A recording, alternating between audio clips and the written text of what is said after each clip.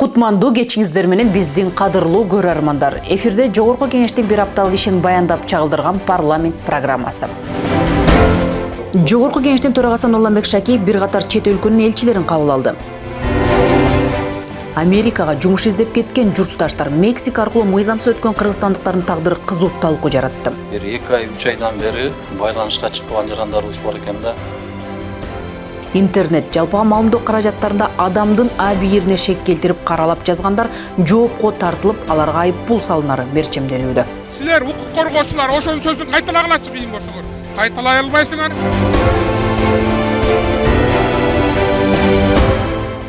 Жогорку Кеңештин жалпы жыйында депутаттар Медербек Сатыевди Жогорку соттун төрагасы кызматына дайындоого макулдук беришти. Бул боюнча Жогорку Кеңештин тиешелүү токтому кабыл алынды. Жалпыга маалымдоо каражаттарында же интернетте бирөөлөрдү каралап жамандаган, аброюна шек келтирип кемсинтүү менен мазактагандарга жоопкерчилик күчөтүлмөкчү. Мыйзам долбоорунда жеке жактарга 100 000 сом, юридикалык жактарга 200 000 сом өлчөмүндө айыппул салуу сунушталууда. Мыйзам долбоору тууралуу баяндама жасаган министрдин орун басары жалпыга маалымдоо каражаттары же социалдык тармактар аркылуу адамды кемсинтип, ар намысына жана кадыр баркына шек келтиргендерге 100 000 сомдон, юридикалык жактарга 200 000 сомго чейин айыппул салуу сунушталып жатканын билдирди. Мыйзам долбоору акыркы күндөрү интернеттин өсүп келишүү менен анын колдонуу жагындагы оң жана тетири жактарларын анализдөө менен кеңири колдонма интернетте жакшы жактардан да улам адамдардын кадыр баркын кетирген, беделине шек келтирген, мазактоо, өсүп келе жаткан муунга ошондой эле жарандардын адап акылактык абалына терс таасир этүүчү жагдайлар болуп атат. Аталган мыйзам кабыл алынса, тартип бузгандарга карата жабырлануучулардан арыз түшкөндө гана айыппул салуу боюнча маселе каралат. Талкуу учурунда бир катар эл өкүлдөрү сунушталып жаткан айыппулдун өлчөмү жогору экенине нааразы болушту. Айтымдарында бул мыйзам жогорку кызматтагы чиновниктер үчүн гана иштеп калышы ыктымал. Бул өтө чоң сумма, 200 000 менен 100 000 деген. Ошону экинчи окууга сунуш берели. Физикалык жактарга 1000 сом, юридикалык жактарга 2000 сом деп койсок, жетиштүү болот. Бирок негизи мен мындай штраф салганга деле каршымын. Урматтуу депутаттар, эң негизгиси бул жерде элестетсеңиз, бирөөгө жала жапты деп Маданият министрлиги тараптарды алып келип алып, сен эмне үчүн ушинттиң, сен эмне үчүн мынттиң деп экөөнү сураштырып, беттештирип, ушу Маданият министрлигинин жумушу ушулбу? Ар кандай окуя болушу мүмкүн. Эртең биз дагы ошол мыйзам аркылуу бизди айыппулга салышы мүмкүн. Ошон үчүн урматтуу депутаттар, чакырат элем бул мыйзам долбоорду четке кагып, негизи андай мыйзам керек жок. Эгер жеке маселелер бар болсо, бизде сот системасы бар. Тиешелүү укук коргоо органдар бар. Аларга кайрылып, тиешелүү чечимди чыгарып, анан кийин сотко кайрылышат.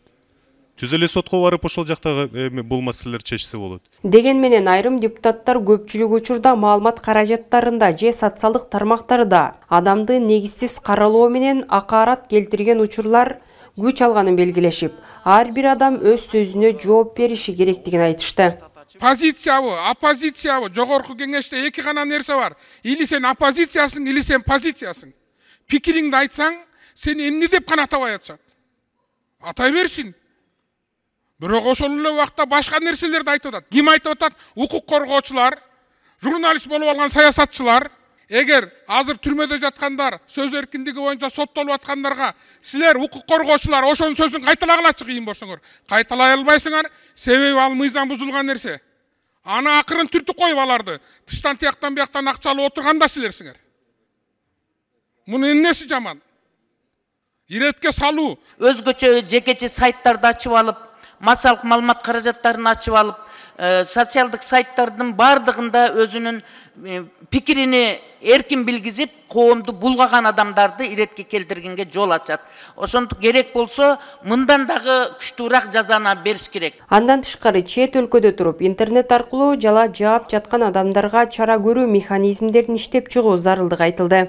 Эч кандай өчүрө албайсыздар да. Мисалы, Facebook болобу, ошого кирип алып эле жасай беришет да каалагандай туурабы. Ошол жагы иштебей атат да башка мисалы чет мамлекетте болгондорчу. Ошол аныкталган убакта кандай чараларды көрөсүңөр мисалы ошол. Биз ошол айтып атпайбызбы? Буйрса ошол бияктан тапса болот. Мисалы укук коргоо органдарына айтып, ошол кайсы ким жазып атса, мисалы ушу Кыргызстан үчүн тапса болот анычы. А башка мамлекетте уже тапкан күндө дагы эчтеке кыла албай атпайсыңар ошо. Мындай эмеси жок болуп атпайбы? Ошону иштеп чыгыш керек да биринчичи бар. Жыйынтыгында аталган мыйзам долбоору 63 депутаттын колдоосу менен биринчи окууда жактырылды. Кара-Кыргыз автономиялуу облусунун түзүлгөндүгүнүн 100 жылдыгына жана анын биринчи жетекчиси Иманалы Айдарбековдун 140 жылдыгына карата Жогорку кеңеште уюштурулган салтанаттуу иш-чарага Жогорку кеңештин төрагасы Нурланбек Шакиев катышты. Мааракеде төрага мамлекеттин алгачкы жетекчиси катары Иманалы Айдарбеков кыргыз мамлекеттүүлүгүнүн түптөлүшүнө жана калыптанышына зор салым кошконун ырастап, анын жасаган иштерине токтолду. Улутубуздун ысымы жазылган автономиялуу облусту түзүү үчүн көп эмгек жумшашкан. Алардын катарында Иманалы Айдарбеков, Абдыкерим Сыдыков, Жусуп Абдрахманов, Абдыкадыр Орозбеков, Ишеналы Арабаев өңдүү данышман аталарыбыз турган. Анын ичинен Иманалы Айдарбеков азыркы кыргыз мамлекеттүүлүгүн түптөгөн аталардын бири катары толук татыктуу. Ошондой эле бул иш-чарада төрага Нурланбек Шакиев мамлекеттик гимнди 5 жаштан 90 жашка чейинки жарандардын бардыгы аткара алгыдай болушу керектигин белгилеп, ал мамлекеттик гимнге өзгөртүүлөрдү киргизүү сунушун көтөрдү. Мындан 100 жыл мурун Кара-Кыргыз автономиялуу облустун түзгөн биздин ата-бабаларыбыз башында турган Иманалы Айдарбеков баштаган биздин аксакалдарыбыз азаттыктын канчалык баалуулугун, канчалык оордугун, кайгылуулугун биздин жогорку тасмада көрдүк. Мен айткым келет, биз бүгүнкү күндө биз тууну өзгөрттүк, гимнди да өзгөртүшүбүз керек. Себеп дегенде биз гимнди кабыл алганда Советтер Союзунун курамынан чыгып, алгачкы азаттык кадамдарында жазганбыз. Ырдаганга да оор. Ар бир кыргыз бул гимнди ырдай албайт. Бул марш. Ошон үчүн Жогорку кеңештин укугу, Жогорку кеңештин милдети биз жакында гимнди өзгөртөбүз. Жогорку кеңештин төрагасы Нурланбек Шакиев Германия федеративдүү мамлекетинин Кыргызстандагы атайын жана толук ыйгарым укуктуу элчиси Габриэла Гелилди кабыл алды. Жолугушууда эки өлкө ортосундагы парламенттер аралык байланыштарды кеңейтүү тууралуу сүйлөшүүлөр болду. Төрага Нурланбек Шакиев акыркы жылдары кызматташтык өнүгүп жатканын белгилеп, Германия Европадагы эң жакын жана ишенимдүү өнөктөштөрдүн бири. Кыргызстан калыптанган алакаларды дагы кеңейтип, өнөр жай, туризм, саламаттыкты сактоо, билим берүү тармактарында кызматташууга кызыктар экенин белгилеген төрага элчиге социалдык экономикалык долбоорлорду ишке ашырууга көрсөткөн колдоосу үчүн ыраазычылык билдирди. Ошондой эле төрага Нурланбек Шакиев Сергей Вакунов менен болгон жолугушууда аны Россиянын Кыргызстандагы элчиси болуп дайындалышы менен куттуктап, дипломатиялык ичмердүүлүгүнө ийгиликтерди каалады. Мамлекеттер аралык байланыштар жогорку деңгээлде экенин белгилеп, элчи катары калыптанган мамилелерди арттырып, жигердүү иш алып баруусуна ишеним артарын билдирди. Төрага эки өлкө ортосундагы соода жүгүртүүнүн көлөмүн 5 миллиард долларга жеткирүү башкы максат экенин кошумчалады. Андан сырткары баарлашууда эмгек мигранттарына тиешелүү көйгөйлөр да көтөрүлүп, Жогорку кеңештин төрагасы кыргызстандыктар чек арадан өтүүдө жана иштөөдө ар кандай тоскоолдуктарга тушугуп жатканын жүйө келтирди. Бул биздин тынчсыздануубузду жаратпай койбойт деген төрага жаңы дайындалган элчи аталган багытта керектүү иштерди жүргүзүүгө чакырды.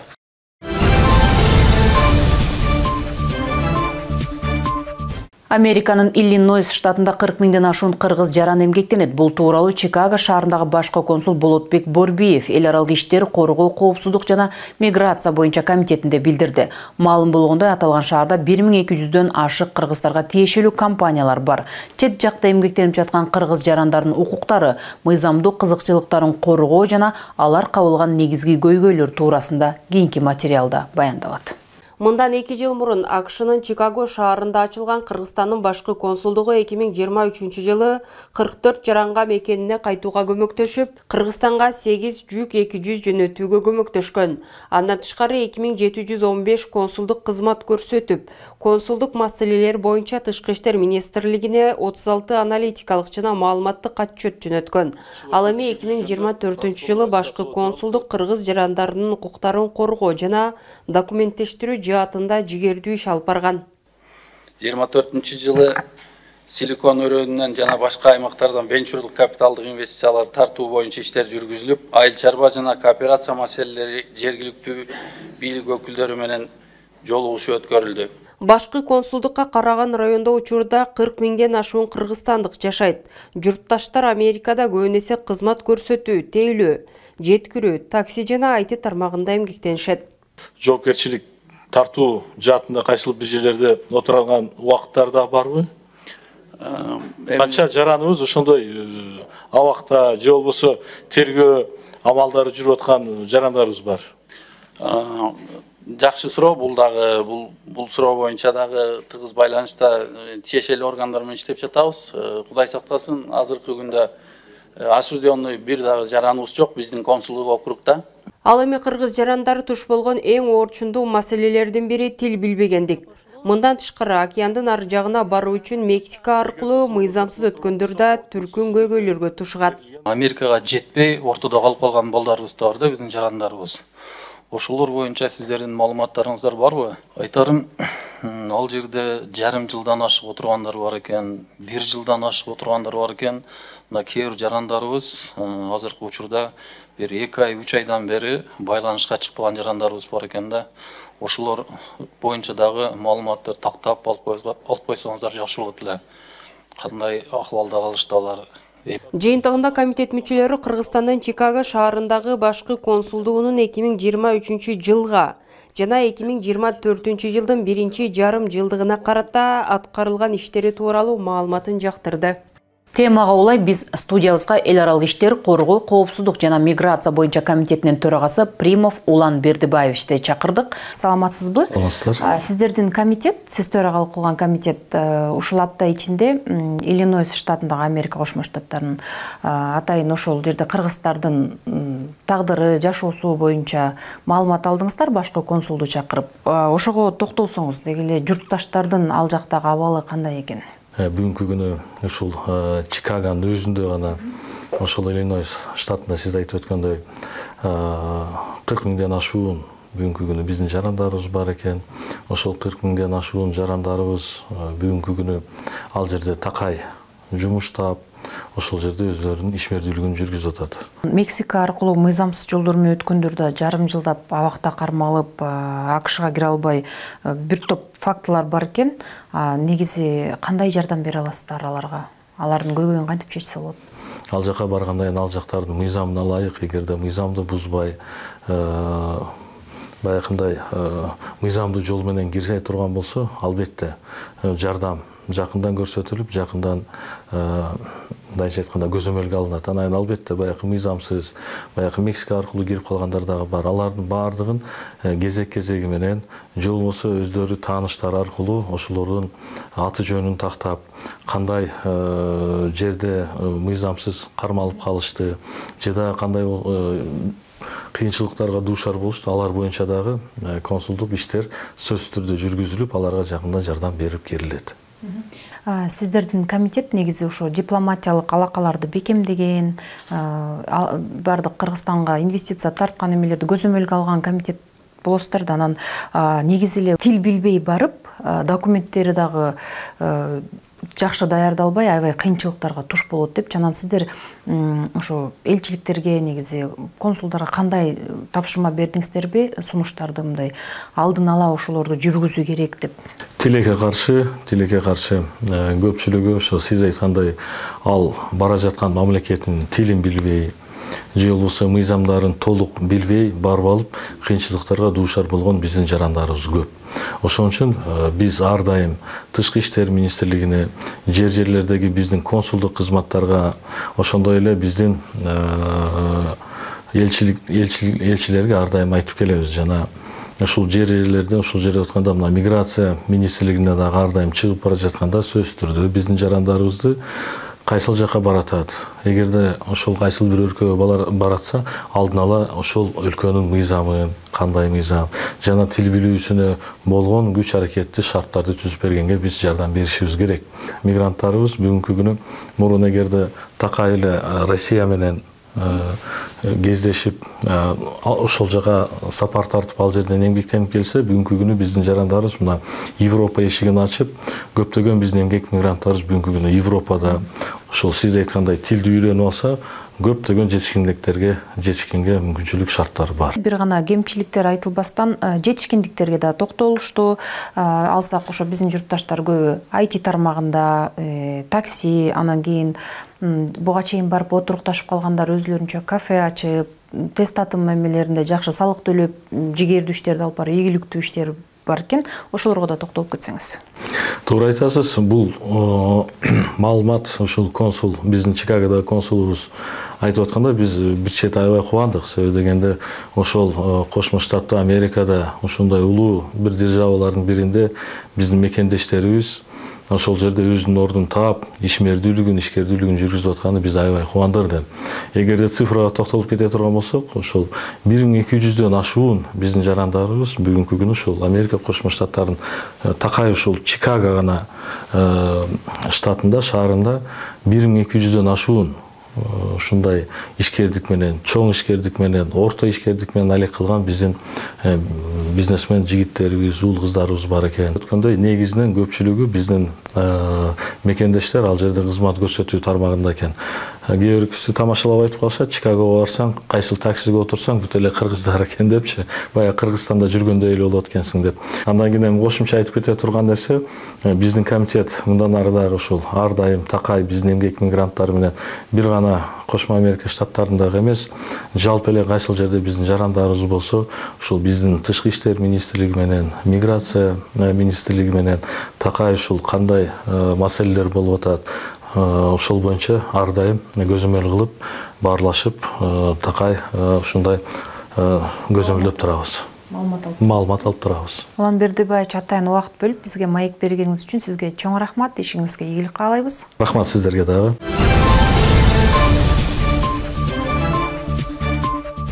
Жогорку кеңештин тармактык комитетинде Борбордук шайлоо комиссиясынын төрайымы 2023-жылы жасалган иштер боюнча маалымат берди. Шайлоо мыйзамдары, аралыктан добуш берүү жана каржылоо маселелери талкууланды. Эл өкүлдөрү майыптар үчүн шайлоо күрөөсүн азайтуу, ага болгон өлкө жарандарынын катышуусун активдештирүү үчүн шайлоону иш күндөрү өткөрүүңдү сунуш пикирлерин беришти. Урматтуу жогорку кеңештин депутаттары, Борбордук шайлоо комиссиясынын төрайымы Нуржан Шайлдабекова өткөрүлгөн шайлоолор аныкталган мүчүлүштүктөр, электрондук добуш берүүнүн артыкчылык жана коопсуздук жактары, мыйзамдарды өркүндөтүү боюнча кеңири маалымат берди. Баяндама суроо жооптор менен уланды. А дегенде эле төрайымдын баяндамасында айтылган бир мандаттуу округтарда 2 жыл 6 ай калганда шайлоо өткөрүлбөсүн деген сунушка Конституцияга туура келбейт деген пикир менен каршы пикирлер айтылды. Андан соң шайлоочулардын активдүүлүгүн жогорулатуу маселеси көтөрүлдү. Бүгүнкү күндө бул шайлоого катышуу боюнча элдин катышуу явкалары мындай өтө эле төмөнгө түшүп баратат да. Ошол добуш берүү күнүндө эгерде өзүнүн туруктуу каттоосунда шайлай албаса, анда же болбосо жумуш же окууга байланыштуу башка шаарда болсо, анда чоң ири шаарларда биз ошондой мүмкүнчүлүк түзүп атабыз, дистанттык добуш берүү участоктарын. Жана банковский карточкадан акчаны бурдап кетип аткандар эртең ошол электрондук добушка да бир сырттан бирөөлөр нанимать этип келип ушундай айтишниктерди муну мындай сындырып коюш, муну бузуп коюш, мен ойлойм алардын колунан келет го депчи. Анда бир адам создавать этип атат да. Демек аны создавать эткен адам ал системаны билет да. Талкуунун жүрүшүндө бир мандаттуу округдардагы бошогон орундарга кайра шайлоо боло берип, аны уюштурууга чоң суммадагы каражаттар жумшалары айтылып, партиялык тизме менен бир мандаттуу шайлоонун айырмачылыгы туурасында суроо жаралды. Оюңуз кандай, өзү айтсаңыз, ошо бир мандаттуу болгон жакшыбы же партия менен болгон жакшыбы, ошон кайсынысы эмерек, мамлекетке выгодно, ошону айтсаңыз ошол боюнча. Аралаш системаны киргизип атканда биз бир проблемаларды дагы чечкенбиз да ушундай аралаш система менен. Мисалы, мурда партиялар жалгыз монополист болчу да, ушу талапкерлер көрсөтүү үчүн. Анан партиялар даяр беле ошондой бийик жоопкерчиликтүү ролду аткарууга деп биз мисалы анализ кылганда көрдүк да, ушу партиялык коррупция болуп атты. Партиянын ичинде жанагындай талапкерлерди көрсөтүүдө ар кандай бир туура эмес иштер болуп атты. Ошонун баары наразычылык тудуруп атты. Ошондуктан партиялар демократия үчүн абдан маанилүү институт, бирок алар толук кандуу бир өкүлчүлүктү кыла алышкан жок да, фильтр катары. Добуш сатып алууда талапкер менен партиянын жоопкерчилиги кандай болот? Эгерде кайсы бир партиянын өкүлү азыр каражат менен кармалса, акча таратуу менен, талапкер өзү четтетилеби же ошол партиядагы кошо кетеби? Борбордук шайлоо комиссиясы ушул боюнча кандай чечим кабыл алышы мүмкүн?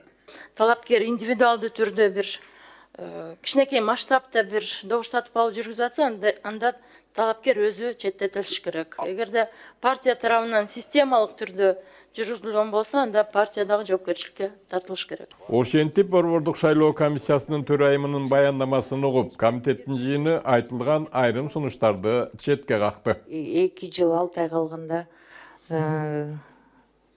БШК ушундай сунуш берип атат. Бир мандаттуу округдарда шайлоону өткөрбөй эле коюу боюнча деп. Бирок биз комитеттин чечиминде дагы ушул маселени көрсөткөнбүз. Конституциянын 37-чи беренесинин 1-2 бөлүктөрү, 23-чү берененин 4-чү бөлүктөрү конституцияныкы бузулуп атат деп. Ошон үчүн биз ушул сунушту, 5-чи сунушту Нуржан Корманбековна, ошону биз четке кагууну сунуштайбыз. Жогорку кеңештин социалдык саясат боюнча комитети саламаттык сактоо министрлигине караштуу милдеттүү медициналык камсыздандыруу фондунун 2025 жылга жана келерки жылдардын пландык мезгилине бюджети боюнча мыйзам долбоорун карады. Жарандарды сапаттуу медициналык жана профилактикалык жардам менен камсыздоо максатында иш алып барган аталган фонддун ишмердүүлүгү жана бекитилген бюджети туурасында кийинки материалда. Милдеттүү медициналык камсыздандыруу фондунун 2025 жылкы бюджети 8 миллиард 23 миллион 970 миң сомго бекитилди.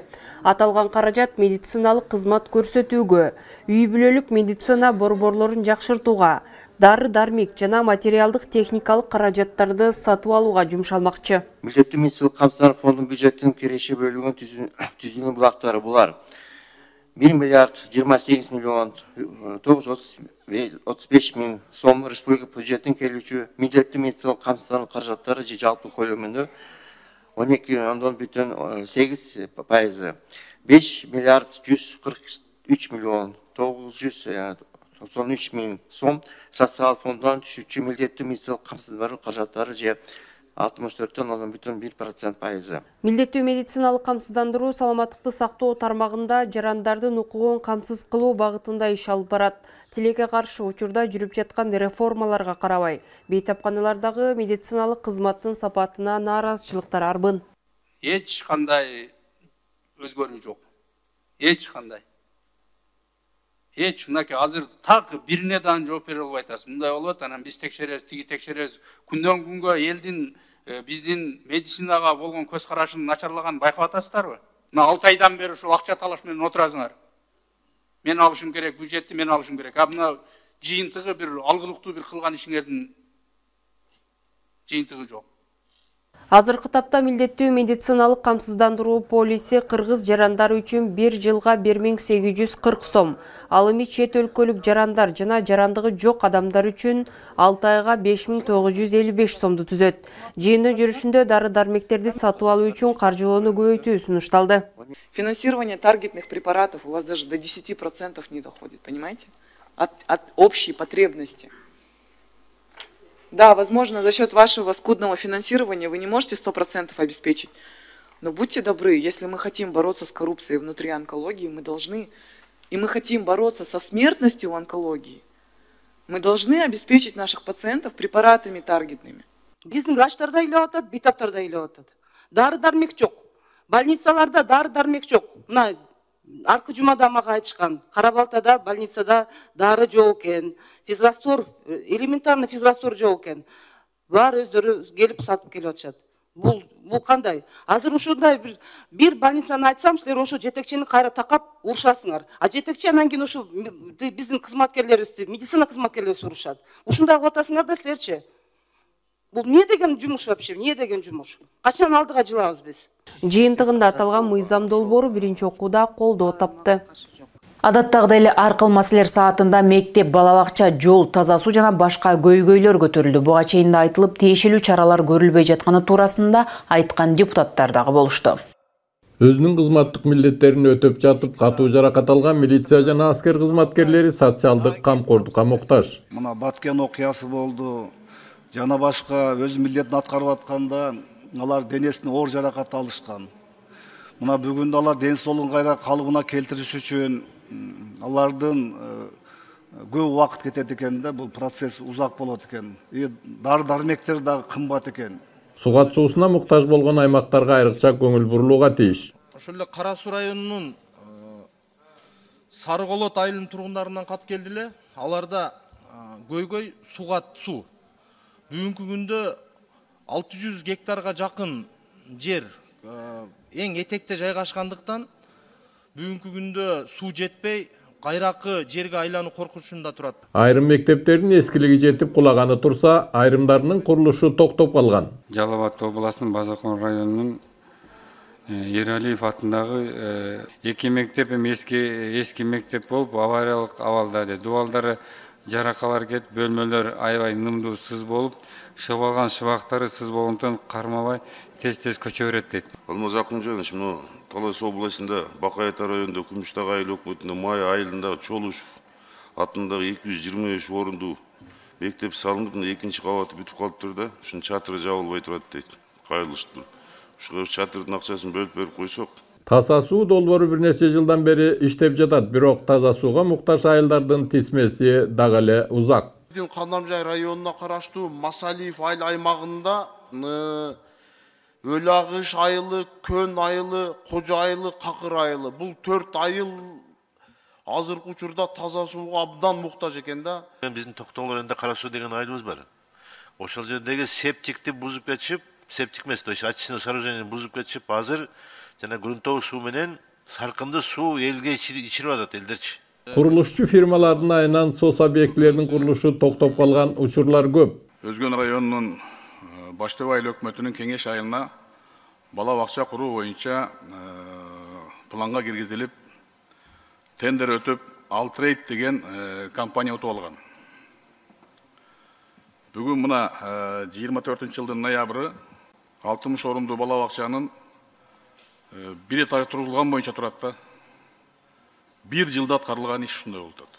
Карбен 4 сезона эс алуу жайы жергиликтүү калкка ичүүчү суу сатып жатканы белгилүү болду. Жоопкерчилиги чектелген коом Карбен 4 сезона Чоктал, Ананьево, Тузсуз суу кенинен 5 скважина чыгарып алышкан. Ошону иштетип жатышат. Ушул скважиналар жергиликтүү бийликтин карамагына өткөрүлүп берилип, ар бир суу керектөөчү менен жеке келишим түзүлүшү керек да. Суу үчүн төлөмдөр мамлекеттик бюджетке түшүш керек. Ошондой эле ичүүчү суу жөнүндө мыйзамга ылайык чарбалык ичүүчү суу тарифтери иштеп чыгуунун жана колдонуунун тартиби Кыргыз Республикасынын өкмөтү тарабынан аныкталыш керек. Өз билген тарифти койбош керек да, ошо ОСОнун жетекчиликтери. Лейлек району эң алыскы чек арадагы район. Ору сыркоолордун борборду коюп, Баткенге жетиш эле бир топ кыйынчылык жаратат. Лейлек районунун Разаков шаарынын тургундары тарабынан да мага 2 кат келиптир. Чынында булар Баткен шаарына барып, кезекке туруп, түнөп, финансылык чыгымдарга да учурап атабыз, томографияга кезекке турган учурда дагы дейт, ар кандай мындай бир кыйынчылыктарга туш болобуз дейт. Саламаттык сактоо министрлигине элдин ден соолугу, элдин өмүрү керекпи, керек эмеспи ушу маселе болуп калды чынында элечи. Чек арага барып 2 күн жашап көрсүнчү министр. Ошондо билет эле да. Чек ара районуна барыпчы. Нарынды районунун бир эле айыл өкмөтүндө бир нече чечилбеген көйгөйлүү маселелер бар. Оруктан айылына, Тамдусу айылына спорттук аянтча керек, куруш керек, ошондой эле ФАП куруш керек. 2 нарын айына мектептин курулушу башталыш келе, азыр документтер бүтүп атат, эртерээк баштап берсеңиздер. Ошондой эле ал жерде жайыт убагында жайытка ачып кеткен айдоо жерлери бар. Ошолорду кайтарып берсеңиздер. Ошондой эле кайын айылына бала бакча куруш керек. Ал жерде бала бакча жок. Алыш айылына спорттук аянтча куруш керек. Таза суу системаларын жакшыртуу керек. Көрсөтүү коомчулук жана жалпыга маалымдоо каражаттары менен иштөө бөлүмү тарабынан даярдалып, сиздерге мен Жылдыз Жолдошбаева сунуштадым. Эфир аркылуу амандашканга чейин саламатта калыңыздар.